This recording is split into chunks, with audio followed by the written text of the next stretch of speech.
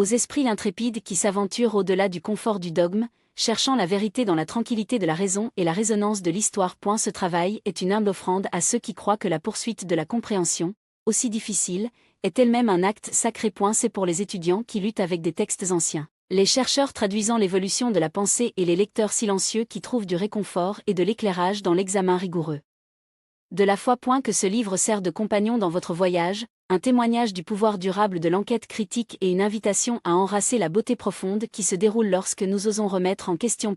À tous ceux qui recherchent un chemin spirituel plus rationnel, plus honnête et plus profondément compris, c'est pour vous. C'est pour les philosophes qui marchent sur les traces de Spinoza, osant voir Dieu dans l'ordre de la nature, et pour les croyants qui trouvent le divin non pas dans la violation de la loi naturelle, mais dans son déploiement. C'est pour ceux qui comprennent que la vraie foi n'est pas l'adhésion aveugle, mais une étreinte courageuse de la lumière, même lorsqu'elle révèle des ombres auxquelles nous ne nous attendions pas. Que votre curiosité intellectuelle soit votre guide, et que la poursuite de la sagesse éclaire à jamais votre chemin. Chapitre 1 – Le dévoilement de la langue du serpent. Le récit de la création de Genesis, un fondement de la pensée religieuse occidentale, présente un récit d'une signification inégalée. Dans ces anciens versets, nous trouvons non seulement la genèse du cosmos et de l'humanité, mais aussi la genèse de questions qui ont rescuté à travers des millénaires, ce qui remet en question les fondations mêmes de la foi et de la raison. L'histoire d'Adam et Ève dans le jardin d'Éden, du fruit interdit et de la présence insidieuse du serpent est plus qu'une simple histoire d'origine, c'est un creuset philosophique où les idées d'intention divine, de nature humaine et du concept même de vérité sont forgées et testées. Approchez ce texte avec un esprit à l'écoute des idées de philosophes comme Baruch Spinoza, et avec une profonde appréciation pour le contexte historique et linguistique, c'est débloquer une nouvelle dimension de compréhension, qui frappe les mensonges, perçus non pas comme des mensonges purs et simples, mais comme des récits complexes, façonnés par la conscience évolutive de leur créateur. Au cœur du récit d'Éden se trouve une profonde tension concernant la volonté divine et l'autonomie humaine. Dieu, comme illustré dans Genèse, est un créateur souverain, dont les déclarations façonnent la réalité et dont les commandes portent une autorité absolue. L'interdiction de manger de l'arbre de la connaissance du bien et du mal est présentée comme une directive claire et sans ambiguïté. Pourtant, l'intervention du serpent introduit une graine de doute, un défi subtil mais puissant au décret divin. Cet échange, en particulier l'affirmation du serpent, qu'en mangeant, Adam et Ève seront, comme Dieu, connaissant le bien et le mal, suscite une considération immédiate du libre arbitre. Et si l'humanité était créée avec la capacité de choix, comme ce récit l'indique, alors l'interdiction elle-même soulève des questions sur la nature de cette liberté. Était-ce une véritable liberté, ou une illusion soigneusement construite, conçue pour tester l'obéissance dans des frontières prédéfinies? Spinoza, dans son exploration de la nature divine et humaine, propose un cadre qui peut éclairer ces ambiguïtés. Son concept de Dieu comme identique à la nature, une substance dont l'essence est l'existence et dont les modes sont tout ce qui peut être conçu, remodèle fondamentalement notre compréhension de l'intention divine. Pour Spinoza, Dieu n'agit pas selon une volonté externe de son être, et il ne possède pas de nature qui peut être caractérisée par des émotions humaines comme la colère ou la jalousie. A eu lieu de cela, l'essence de Dieu s'exprime par les lois nécessaires de la nature, une causalité inflexible qui régit tous les phénomènes. Dans cette vision déterministe du monde, la notion de Dieu qui émet des commandements arbitraires et punit ensuite leur transgression, en particulier de la manière décrite dans Genèse, devient problématique.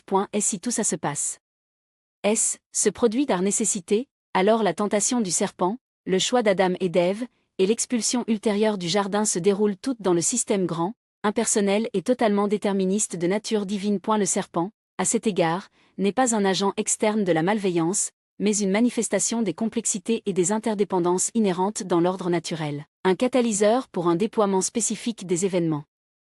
Pour comprendre le récit de la Genèse tel qu'il aurait pu être compris par ses premiers publics, nous devons le situer dans le milieu historique de la première société israélite. C'était un monde saturé des échos des cultures polythéistes qui les entouraient. Le Proche-Orient était une tapisserie de divinités diverses, chacune avec ses propres domaines, mythologie et rituels.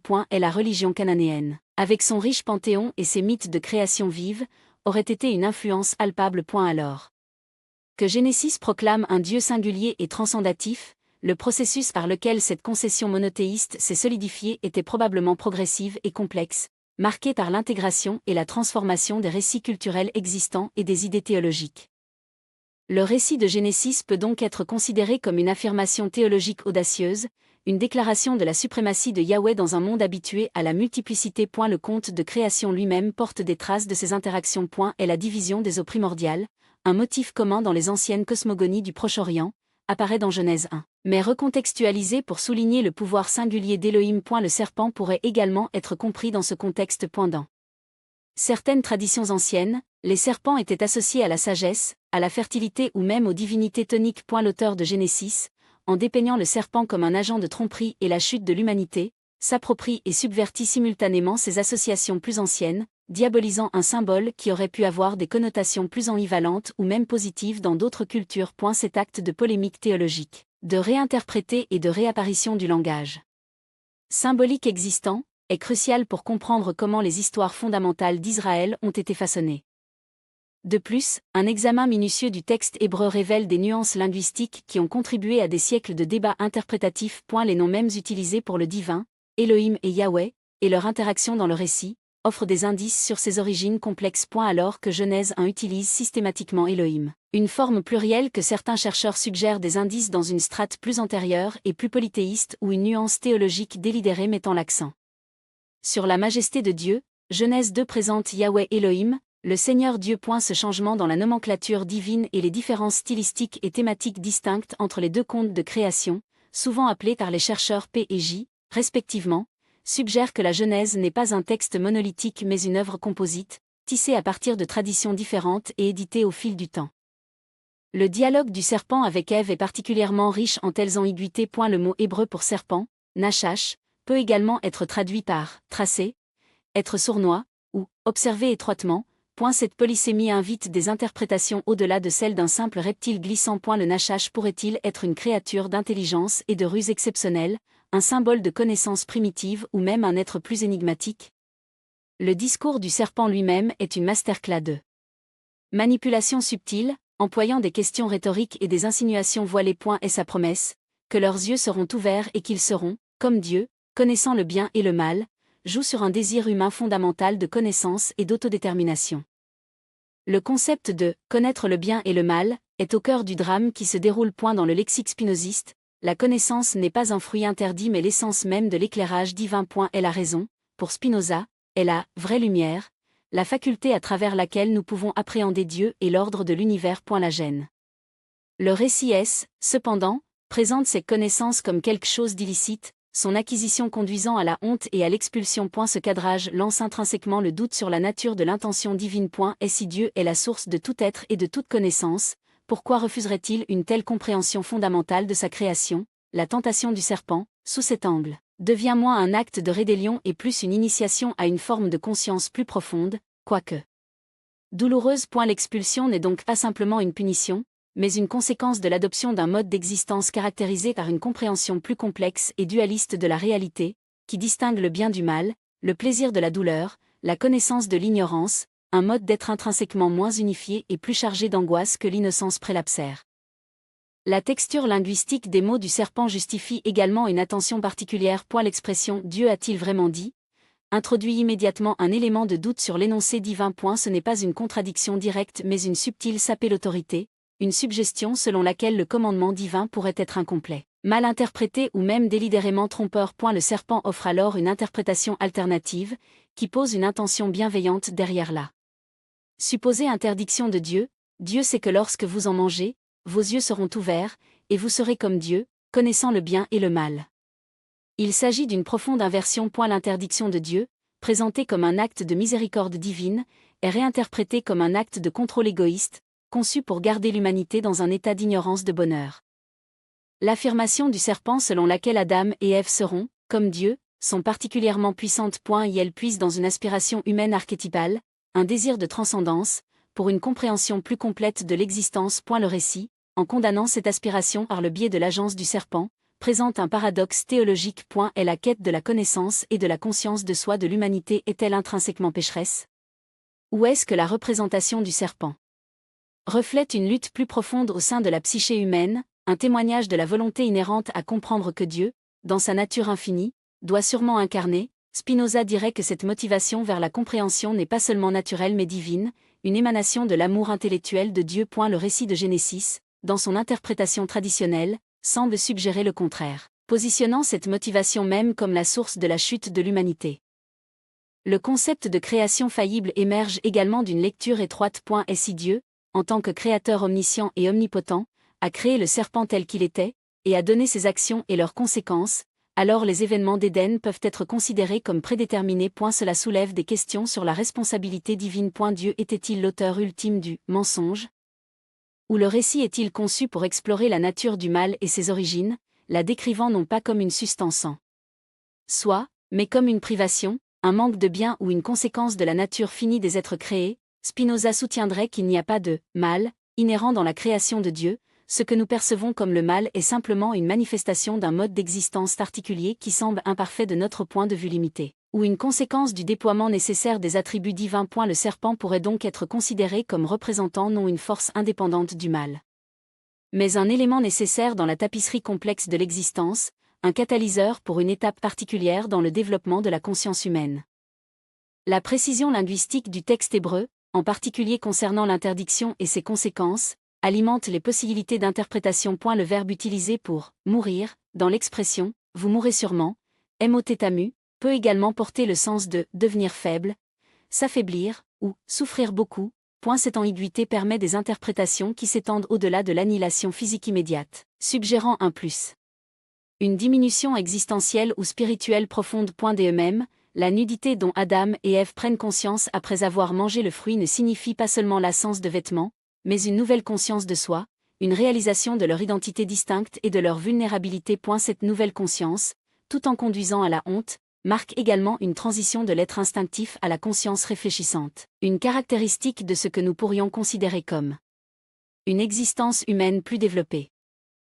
Le conte Genesis n'est donc pas un simple enregistrement historique à prendre à sa valeur nominale. Il s'agit d'un artefact littéraire et théologique complexe, imprégné de couches de sens qui ont été façonnées par des siècles d'engagement culturel, historique et philosophique. En examinant sa structure narrative, ses particularités linguistiques et sa place dans le contexte plus large de la pensée ancienne du Proche-Orient, nous commençons à voir comment cette histoire fondamentale peut être lue. Non pas comme un récit littéral des événements, mais comme une profonde exploration des questions humaines pérennes. Le mensonge, dans l'histoire, si nous voulons en trouver un, peut ne pas être dans les paroles du serpent elles-mêmes, mais dans l'interprétation traditionnelle qui les élève à un événement historique plutôt qu'à une exploration symbolique de la condition humaine. Cette approche critique, loin de saper le pouvoir de l'histoire, peut en fait améliorer sa résonance, révélant sa pertinence durable pour notre propre quête continue de connaissance, de compréhension de soi et un lien plus profond avec le divin, mais on choisit de le concevoir. Les graines de doute semées dans le jardin, lorsqu'elles sont examinées à travers la lentille de l'enquête critique, s'épanouissent en une appréciation plus profonde pour les complexités de l'existence et le pouvoir durable de la raison humaine de les naviguer. Spinoza, dans son système profond, offre une réorientation radicale de notre compréhension du divin, posant non pas une divinité anthropomorphe transcendante séparée de la création, mais plutôt Dieu comme identique à la nature elle-même, Deus sive natura. Ce concept fondamental, méticuleusement exposé dans son magnum opus, l'Éthique, évite la notion d'un Dieu créateur qui intervient dans les affaires du monde à travers des miracles ou des jugements capricieux. A eu lieu de cela, Spinoza présente Dieu comme la substance immanente, éternelle et infinie dont toutes choses sont des modes, tous agissant selon les lois immuables. Cette perspective recadre radicalement notre interprétation des textes sacrés, s'éloignant des explications surnaturelles et vers une appréciation de la rationalité et de la nécessité inhérente qui régissent l'existence. Pour Spinoza, l'univers est une substance unique et unifiée, et ce que nous percevons comme des entités distinctes ne sont que des manières différentes dont cette substance s'exprime. La divine sera donc une volonté de type humain capricieuse, mais l'ordre même et l'efficacité de la nature, la chaîne de cause et d'effet incassable. Cette vision moniste de Dieu a des implications profondes sur la façon dont nous abordons les Écritures, en particulier les récits qui décrivent des événements surnaturels ou des commandes divines qui semblent contredire l'ordre même de l'univers comme nous l'observons. Spinoza, dans son traité Théologie politique, articule une méthode d'interprétation biblique qui est rigoureusement naturaliste. Elle soutient que les Écritures, tout en détenant une immense valeur morale et historique, doivent être comprises à travers la lentille de la raison et de la loi naturelle, et non par l'imposition de la théologie spéculative ou l'acceptation des miracles comme écart à rapport à cet ordre naturel. Pour Spinoza, les miracles ne sont pas des violations des lois de la nature, mais des événements dont les causes nous sont tout simplement inconnues, ou peut-être simplement le déploiement nécessaire des attributs divins que nous, avec notre compréhension limitée, ne pouvons pas saisir. Comprendre les Écritures de cette manière, c'est reconnaître que son autorité ultime ne réside pas dans ses prétentions à la révélation surnaturelle, mais en sa capacité à guider les êtres humains vers la vertu et le bonheur par la culture de la raison lente. Le langage ropomorphe et les récits trouvés dans des textes comme la Genèse, lorsqu'ils sont vus à travers l'objectif de Spinoza, deviennent des expressions allégoriques ou métaphoriques de vérités plus profondes sur la condition humaine et notre relation avec l'ordre divin, plutôt que des récits littéraux d'événements historiques. La critique de Spinoza sur l'anthropomorphisme est au cœur de son projet philosophique. Il plaide avec véhémence contre l'idée d'un Dieu qui possède des émotions humaines comme la colère, la jalousie ou l'amour, ou qui agit avec une volonté qui peut être influencée par des prières ou des actions humaines. De telles conceptions, soutient-il, ne sont que des projections de notre propre compréhension limitée sur l'infini. Le Dieu d'Abraham, Isaac et Jacob, comme souvent décrit dans la Bible hébraïque, est fréquemment représenté par des caractéristiques et des motivations humaines. Spinoza suggérait que ces représentations ne sont pas censées être prises littéralement, mais plutôt comme un outil pédagogique, une façon de rendre l'incompréhensible infini accessible à l'esprit humain fini.